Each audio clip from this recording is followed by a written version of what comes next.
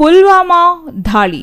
ಹೌದು, ಜಮ್ಮು ಮತ್ತು ಕಾಶ್ಮೀರದಲ್ಲಿ ನಡೆದ ಭೀಕರ ಭಯೋತ್ಪಾದಕ ದಾಳಿಗಳಲ್ಲಿ ಪುಲ್ವಾಮಾ ದಾಳಿಯೂ ಒಂದಾಗಿದೆ.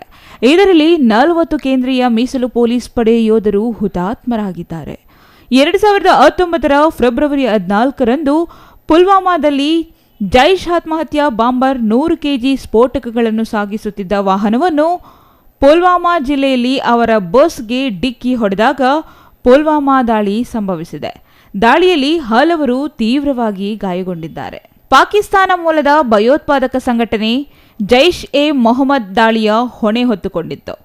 ಆತ್ಮಾಹುತಿ ದಾಳಿಕೋರರನ್ನು ಪುಲ್ವಾಮಾದ ಕಾಕಪೋರರಾದ ಆದಿಲ್ ಅಹಮದ್ ಅಲಿಯಾಸ್ ವಖಾಸ್ ಕಮಾಂಡರ್ ಎಂದು ಪೊಲೀಸರು ಗುರುತಿಸಿದ್ದರು. ಫೆಬ್ರವರಿ 26, 2019ರಂದು 3:30 ಸಮಯದಲ್ಲಿ ಮಿರಾಜ್ 2000 ಭಾರತೀಯ ವಾಯುಪಡೆಯ ಫೈಟರ್ ಜೆಟ್ಗಳ ಗುಂಪು ಎಲ್ಒಸಿಯಾದ್ಯಂತ ಜೆಎಂನ ಪ್ರಮುಖ ಭಯೋತ್ಪಾದಕ ಶಿಬಿರಗಳನ್ನು ನಾಶಪಡಿಸಿತು. ಇದು ಈಗ ಇತಿಹಾಸದ ಪುಟ ಸೇರಿದೆ. ಆದರೆ ಈ ದುರಂತದ ದಿನದಂದು ಕರಾಳ ದಿನವಾಗಿ ಇತಿಹಾಸದ ಪುಟದಲ್ಲಿ ದಾಖಲಾಗಿರುವುದು ವಿಪರ್ಯಾಸವೇ ಸರಿ. News bureau, CTV news, Chikkaballapur.